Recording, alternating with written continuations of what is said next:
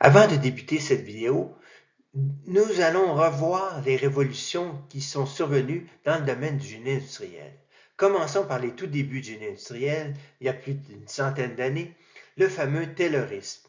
Le Taylorisme, développé par M. Taylor, était tout simplement l'étude scientifique du travail. Alors, il a révolutionné complètement l'industrie en étudiant d'une façon scientifique les méthodes de travail que les gens utilisaient. Alors, c'est ce qui a conduit justement aux usines de Ford qui ont révolutionné l'industrie automobile, par exemple. Ensuite, dans les années 80, est apparu ce que pour l'accident, parce que c'était déjà en place depuis un bon moment, je pense, au Japon, la révolution de la production à la japonaise. Alors, cette époque fut une révolution totale pour tout ce que les ingénieurs industriels faisaient à ce moment-là. J'ai connu cette époque et les notions qui nous venaient du Japon étaient complètement nouvelles et elles nous ont permis de développer une façon de faire dans l'industrie complètement nouvelle. Dans les années 2011, l'Allemagne est arrivée avec l'industrie 4.0. L'industrie 4.0, c'est quoi? C'est l'utilisation du numérique de la façon la plus poussée possible pour produire, contrôler, planifier, diriger les entreprises de fabrication. Et maintenant, nous voici dans ce que j'appelle, moi, la quatrième révolution du génie industriel, l'intelligence artificielle appliquée à l'ingénieur industriel. C'est une révolution dont nous allons étudier la portée dans les prochaines minutes. Alors, l'intelligence artificielle, on reconnaît l'intelligence artificielle par peut-être sa caractéristique la plus étonnante ou sa plus performante, c'est son apprentissage automatique, ce qu'on appelle le machine learning.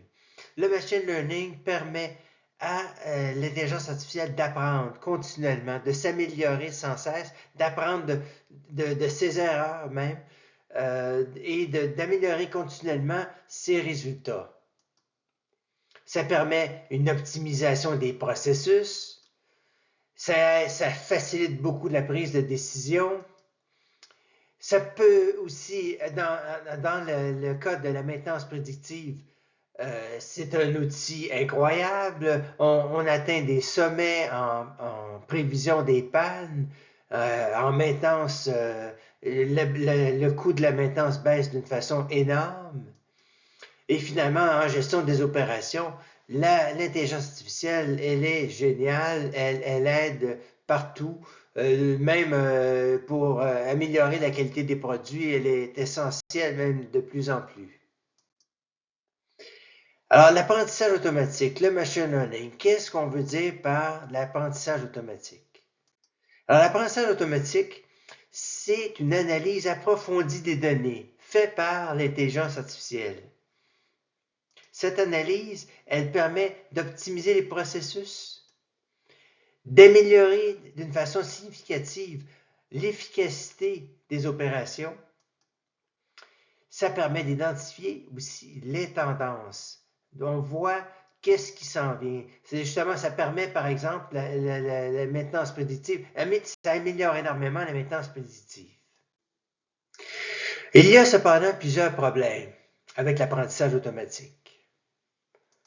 Le premier, et non pas le moindre, c'est la disponibilité des données. Il faut que les données soient disponibles. Sinon, c'est impossible de faire quoi que ce soit avec l'intelligence artificielle.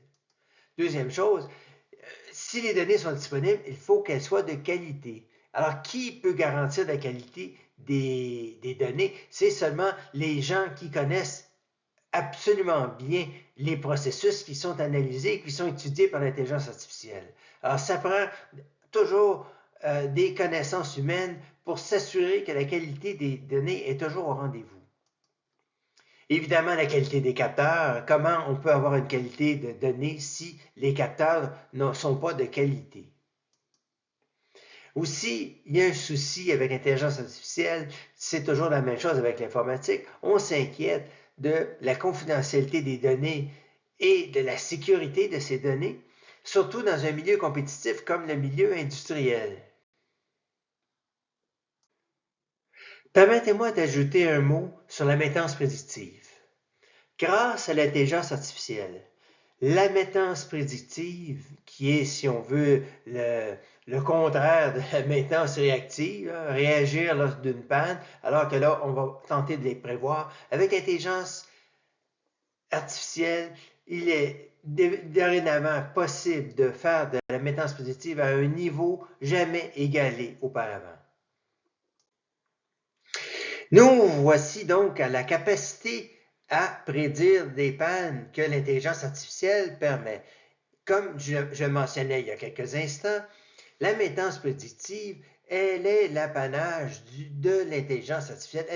Elle est peut-être un de ses outils les plus performants. Elle permet, la maintenance prédictive, grâce à l'intelligence artificielle, une intervention proactive. Alors, c'est quoi l'intervention proactive? L'intervention proactive, c'est lorsqu'on intervient avant que la panne survienne. Ainsi, on sauve évidemment des arrêts de production qui peuvent être importants et très coûteux. Alors, ça diminue les temps d'arrêt, la capacité à prédire des pannes, ça diminue les temps d'arrêt et ça diminue effectivement les coûts des opérations. Évidemment, l'intelligence artificielle fournit des données qui aident la direction à prendre des décisions beaucoup plus éclairées et plus songées. L'intelligence artificielle est capable d'analyser des milliers de données, tellement plus de données que l'être humain, qu'elle peut arriver à des conclusions que l'être humain n'aurait pas prévues et lui aider, finalement, l'être humain à prendre des décisions. L'ingénieur industriel, entre autres, prendre des décisions qu'il n'aurait jamais pu prendre auparavant. Évidemment, pour que ça fonctionne, l'intelligence artificielle en usine, il faut que l'ingénieur industriel s'assure de la collaboration entre la technologie, le génie et les opérations. Alors, ça prend un contact étroit avec des experts en technologie numérique, parce que l'intelligence artificielle, on le comprend, c'est de la technologie numérique qui la fait fonctionner. L'ingénieur industriel, évidemment, c'est lui qui connaît les processus, les systèmes de production. Et les gestionnaires opérationnels qui sont sur le plancher et qui voient et qui doivent s'assurer de valider la qualité des données qui sont transmises à l'intelligence artificielle. Alors, c'est un peu comme un casse-tête. Il faut que tout le monde s'emboîte ensemble, les technologies numériques, les opérationnels, les ingénieurs industriels. On doit travailler ensemble pour réussir à obtenir des résultats avec l'intelligence artificielle. Alors, j'espère que cette vidéo vous a plu. N'oubliez pas de vous abonner à la chaîne. Si vous avez des commentaires, faites-les ci-dessous. Et si vous avez des questions, je vais tenter d'y répondre. Alors, merci encore de votre attention.